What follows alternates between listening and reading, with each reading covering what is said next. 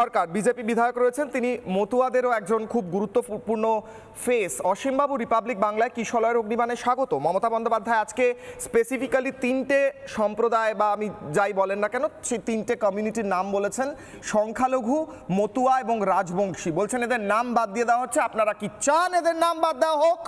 মতুয়াদের নাম কি election commission বাদ দিয়ে দিচ্ছে স্যার? কোনো স্পেসিফিক উদাহরণ আপনার আশপাশে আছে? তাহলে আমি ব্রেকিং নিউজ করব এখন যে মতুয়াদের নাম ইন্টেনশনালি ইলেকশন কমিশন বাদ দিয়ে দিচ্ছে। আমরা বড় করে এটা খবরটা করব স্যার, আপনি একটু তথ্য দিন। নমস্কার।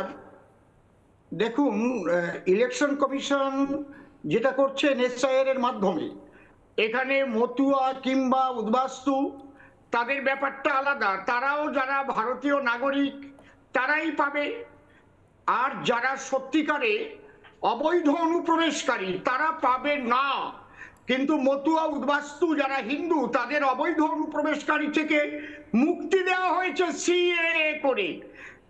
তাদের বাদ দেওয়ার তো কোনো প্রশ্নই ওঠে না। যারা সিএতে আবেদন করবে তাদের নাম তো থাকবেই। তারা 14 সাল পর্যন্ত যারা এসেছে তাদের নাম কখনো বাদ যাবে না। ওনারা যেটা বলছেন মাননীয় মুখ্যমন্ত্রী, ওনার মাথাটা খারাপ হয়ে গেছে কিনা আমি বুঝতে পারছি না। পার্সোনাল কমেন্ট নয় স্যার, আপনি রাজনৈতিক কথা বলুন প্লিজ স্যার। হ্যাঁ, দেখুন উনি সবসময় মিথ্যা প্রবঞ্চনা করেই কথা বলেন। উনি আইন মতো কথা বলুন। আইনে যেটা লেখা আছে যারা উদ্বাস্তু হিন্দু তাদের তো অবৈধ অনুপ্রবেশকারী থেকে মুক্তি দেওয়া হয়েছে 2015 সালের 7ই সেপ্টেম্বর, এবং সিএএ করা হয়েছে 19 সালে, এবং সেটা লাগু করা হয়েছে 24 সালের 11ই মার্চ। এই সিএতে যারা আবেদন করবে, যেসব হিন্দু অবৈধ অনুপ্রবেশকারী ছিল তারা আর অবৈধ অনুপ্রবেশকারী নেই। 2024 সালের 31শে ডিসেম্বর পর্যন্ত যারা এসেছে তারা আর অবৈধ নেই। কিন্তু 14 সাল পর্যন্ত যারাই সিএতে আবেদন করবে তাদের তো বাদ যাওয়ার কোনো প্রশ্নই ওঠে না। অসীমবাবু, আমি আরো একবার জিজ্ঞেস করছি, যদি আপনি না বুঝে থাকেন, ইলেকশন কমিশন কি ইচ্ছে করে মতুয়াদের ইন্টেনশনালি কারুর নাম বাদ দিয়ে ফেলেছে অলরেডি? আমরা বড় করে খবর করতে চাই মমতা বন্দ্যোপাধ্যায়ের কথা সূত্র ধরে, কিন্তু আমরা তথ্য খুঁজে পাচ্ছি না, রিপোর্টাররাও ফেল হয়ে যাচ্ছে।